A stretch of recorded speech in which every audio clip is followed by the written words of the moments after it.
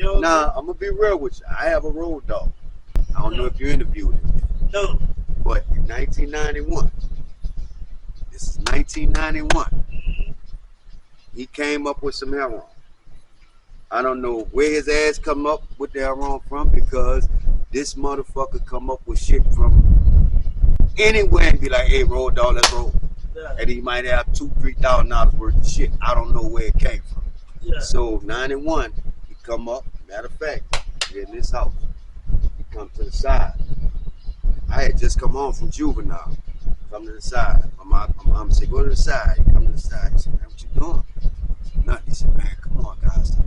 I want you to see something so we can leave out. And where I'm at right now, 1, 2. If you go 3 houses down, his mom and her old man, his stepdad, Mr. Tommy, they stayed in the back there. Yeah. Went back there and he opened a little thing that he had in there. And it's nothing but silver packs. Yeah. I immediately was like, man, what the fuck? He said, yeah. I said, shit, man, where you get this from? So he said, man, come on, let's go. He didn't know where he got it from. He told me somebody gave it to him. I know he was lying. Right. So we went down the street to our left. There used to be a church called First Assembly of God. Right now it's the Job Corps in New Orleans. They had a carport under there. We went right there under the carport. Bust the furrow pack down with the snorting the dope right there. Yeah. And that's how me and him started snorting dope in 91. But he didn't like it. Yeah. For some reason, he didn't like it. Like, man, I don't like that. I can't fuck with it. So, he do his thing and, Right. Yeah, but since 91. And they had a gambling shack down the street. So when we brought the shit down there, these niggas went crazy. What's the name of the gambling shack? It just was the gambling shack on the set. It had no name. By the washer, right? Yeah. It was like 2 houses from. Matter of fact, it was 1 house from the bar. Yeah. So when we go in there and bring the shit in there, they get all scared and spooked out because back then you was getting life for heroin. Right. Yeah, if you got caught with heroin back then, it was a life sentence. Yeah. Yup. But you don't think he got shit on fentanyl? No, he don't have nothing on fentanyl. the fentanyl, I'm gonna be real with you. Killing motherfucker. That's a government experiment. Yeah. That's a government thing because, like I'm a ex-drug user and an ex-drug seller. Right. Using drugs, I want the best you have. Right. Selling drugs, I'm gonna give you the best I have because I want you to come back to me. Yeah. I don't want to give you nothing, and I don't know if it's gonna kill you. Right. Because if people could remember back in the days, I don't remember. I remember people ODing. Yeah. I don't remember people dying. Right. If people could, the ones that pay attention to this, hit me up and let me, hey, well look, such and such, 1980 something, 80, 90, my uncle or my mom or whoever died of. I don't remember that. I remember dudes ODing, but I just don't remember people dying of it like that. So, me being, I can't make no money. Right. That's from the drug dealer perspective, not from the drug user perspective. I want the ultimate high, but I don't want to die as a result of it. And so I think me personally, somebody knew this and they came up with that drug to kill off. Honestly, I'm being real about it. I just feel like that's the government drug. So you did a juice. You did a little juice. I did quite a few juices. How much time you did? I did some years. Separate occasions. My longest juice was 10 years. 10 and a half. So you would have add them all up together. What you think? You would have added them all up. Probably like 20 years. 20 years all the total? Yeah. That's it. Yeah. So fun. What prison you was in? I started out in Orleans Parish Prison. Doing a lot of time going back and forth. Because back then when I was doing time, we had a sheriff by the name of Charles Ford. And Fody had a deal with the state, meaning if you were sentenced and it was under 10 years, then he could keep you down here house. because he had so many jails. I think 40 probably had like 6 or 7 jails down here. So if you had under 10 years, then you could keep you down here. So a lot of my jokes was down here until I caught on my 4th felony conviction, which in the state of Louisiana, there's a thing, revised statute in the Louisiana Code of Criminal Procedure 15.529. That's the convicted felon bail package. So upon me getting my 4th felony conviction, I was eligible for a life sentence. So I went to trial, and the crazy thing is, I chose a judge trial, and it's crazy that when I chose a judge trial, they were so excited, the prosecutors, they were so excited, they just hurried up and tried to run me through. But there's a thing called your boycottation rights, and during that process of me choosing a judge trial, I wasn't warned, told, or even spoke of my boycottation rights. So that was one of the prongs that I went back on when I was found guilty by this judge, Terry Alacon. That's who found me guilty. And he sentenced me to life. He skipped over because I was eligible for 20 years.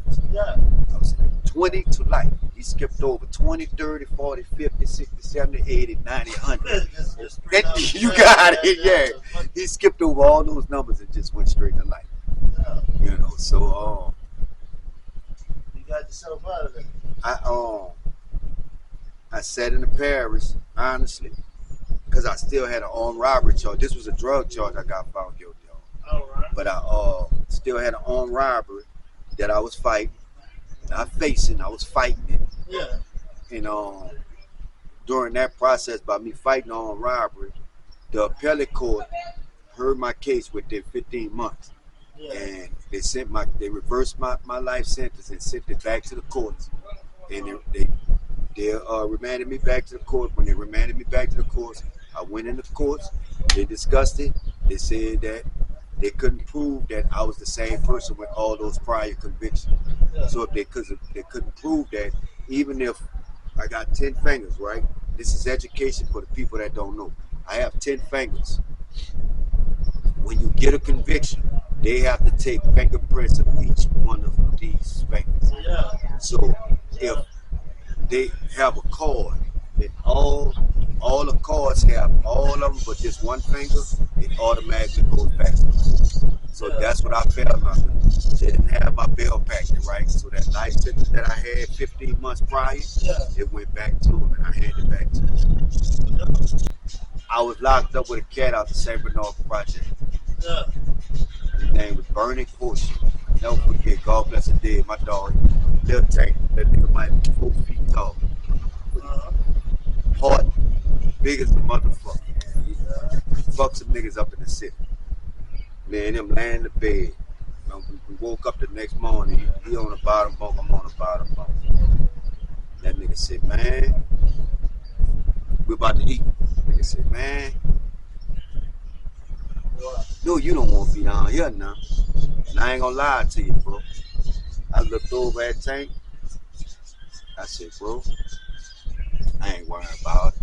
I said, because that's the field I played on. I said, I know what I was out there doing, so I got to suffer the consequences. I said, but I'm going to tell you something. I'm going to be back home before you know it. And that was the next day after I was sentenced to a life sentence. 15 months later, I was back in front of that same judge. That asked me, honestly, go back to that day when I received the life sentence. He asked me, did I have anything I want to say to address, to the court? I just honestly looked at him. I meant it to the whole court, but I just honestly looked at him. And I said, you know what? I'll be back. And guess what? What's good with it? Get the cup of this time. Yeah. Look, I had to go get the phone with the questions, bro. You got the right one, though. Look, get it in. Huh? Get it in. You heard me? Look, check it out. That's the nigga old address on the rail. You know what I'm saying? Nigga old address, right? 3941 right there. You know what I'm saying? Yeah. John Wayne them staying at 3943. Yeah. You know, yeah, you got him dead right.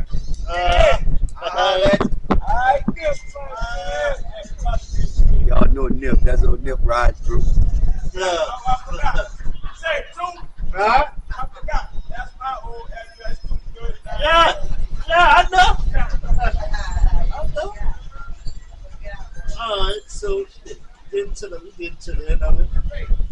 So, what was a game-changing moment in your life when you knew something had to change? Getting the license. Getting the license. See, I'm laughing, bro. I'm glad you asked me. I'm laughing, but what made you decide to get clean? Like, was it when you went to prison? You Oh. just got cleaned up? honestly, going to prison was the best thing happened for me. All right. Cause like I lost a partner, and like he was a well-known street figure in the city. Yeah. And I lost him while I was Joseph. And I think that was 07. I lost two partners in 07. One was my little brother Pokey, God bless the nigga. And the other one I'm talking about was Cup. Who? Cup. Hank. George. Right. Yeah, so when I lost George, I was upstate. Matter of fact, he helped, assist me financially with my fucking appeal lawyer. So before he got killed, we talked on the phone.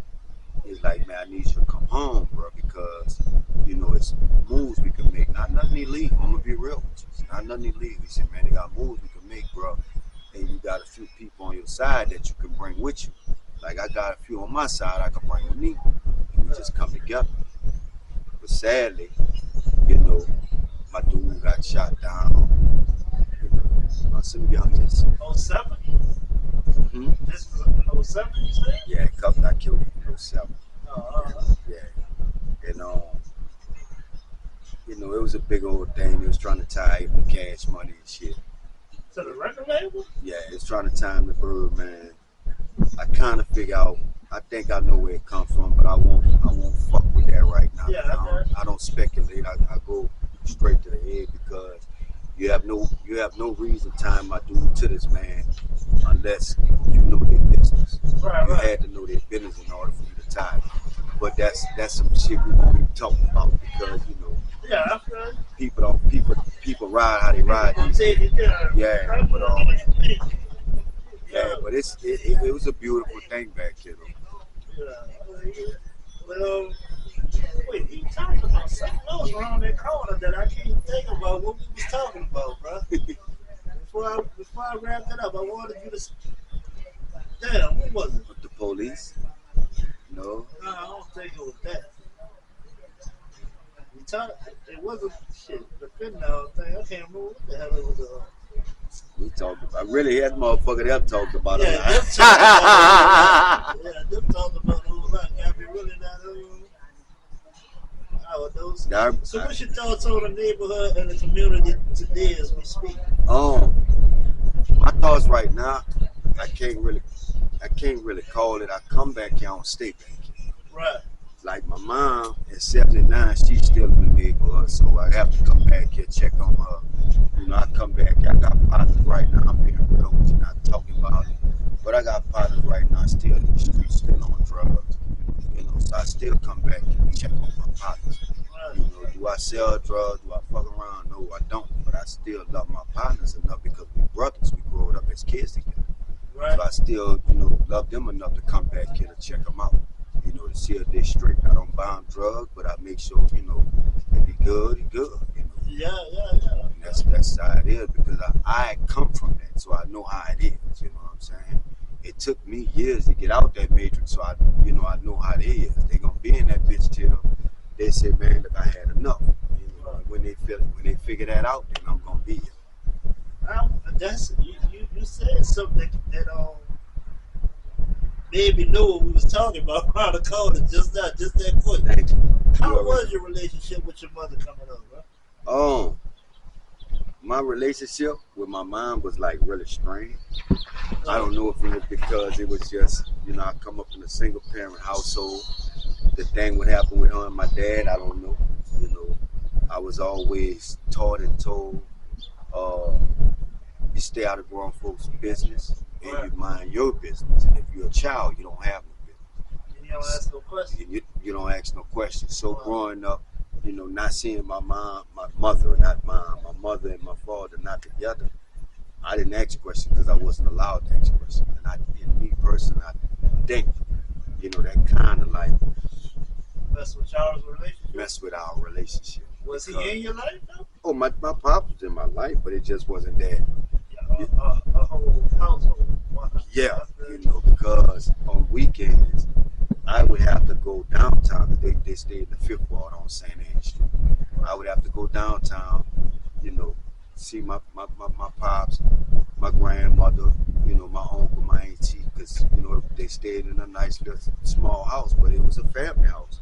And I ain't gonna lie, right now today I could still say when I walked in that house on St. Anne, I felt the love. I felt the togetherness because it was all family now. And they were around your papa? Around my pops, yeah. And like when I come home by my mom, it wasn't that. It wasn't there because most times it was just me and her. She didn't have a big family? You know, she had a big family, but she didn't have no kids. She only had me and my older sister. Did you have some of your daddy ways or something, maybe? I had my daddy ways because I was kind of laid back, nonchalant, and that's how he was. Right. He was a nonchalant. Nothing for her to be angry at you about. No, but we fucked up a lot. I think, I don't know what it was, but I just honestly think that some frustration was taken out on me because of not just necessarily my pops. It could have been another nigga that my mom was fucking with. And a nigga that, you know, I can honestly say, one nigga she was fucking with was beating on. So it could have been a frustration thing like that, like, damn, I left my motherfucking husband to come fuck with this bitch ass nigga, now he putting his hands on me. I could have got the brunt of that, you know what I'm saying? It's possible. Because women, you know, not women, just people in general, they take their frustration out on people when they're... Hurt people. Thank you. You said it, hurt people. And it could have been that situation. I'm not mad at mom. You know, we went through what we went through. We got through the situation. She's 79 years old. I'm 50. She's strong as a motherfucker. She don't have no problems. She probably be complaining about her back or whatever, but we made it through. Yeah. You know, we just ain't made a whole lot of money like I wish that she could have been sitting on, you know. But she's still here. Yeah, but she's still here. Yeah. Y'all relationship is good today? Oh, our relationship, they ain't got no better relationship in the world than hers. Oh, all right. Yeah. No. On this Mother's Day. Yeah, on this Mother's Day. Yeah, that's what's up, man. Yeah, that's what I wanted to ask you. I knew it was something. Yeah. You was talking about it around I was talking about it, yeah. And I'm like, damn. Yeah, because he was talking about me getting whipped and all that. I ain't gonna lie. You know, I can tell you on camera, I done caught some ass whippings, you dig? I done caught ass whipping with switches, I done caught ass whipping with belts, fucking extension cords, all that, you know what I'm saying? I go one of my niggas now, I'm gonna put him on the camera because he ain't looking all good, but he right there now. Yeah. You know, I gotta make sure when I come back, I make sure he's okay. Right. I don't know if he won't get on the camera, but yeah, I'm talking about him, my nigga right there. I don't know. You know, if you don't want to get on it, you ain't gotta get on it. You know, but yeah, you know, that's my dude. You know, and I'm forever love him. I don't give a fuck about his circumstances, his situation. My people, he nigga always hollering at me when I'm over there. That's my dog too. That's my nigga right there. What's up? You getting it now? What's up? You know, Hollygrove it's a peculiar place. Like I see people say New Orleans is not real. New Orleans is real. You just gotta be in places that you know, if nothing is happening, then you've never been through. Like shit is happening here. And you know, when shit is happening, that means you're gonna go through something. So we were just some dudes that were going through something. We just went through the negative parts of life. You know what I'm saying? You know, I know he feel fucked up at moments, but he's gonna be all right. As long as he keep waking up, one day he's gonna wake up and be like, it's over. And I just feel like that day is coming. You know, like me, like I just said, I've been, you know, August make 24. All right, great. Love you. I'm coming down there. Love you too. You know, August make 24 years I've been clean. You dig? He's gonna get to that point. You know, and I just pray to God that you know that we see it. You know, that's the best way I can see it. That's what's up. That's how we gonna end it. You heard me? Facts. Yeah, OG status, Darren, Tootie, Santee. I said it right. Living legend. Santee. Yeah, Eastside finest Hollygrove legend.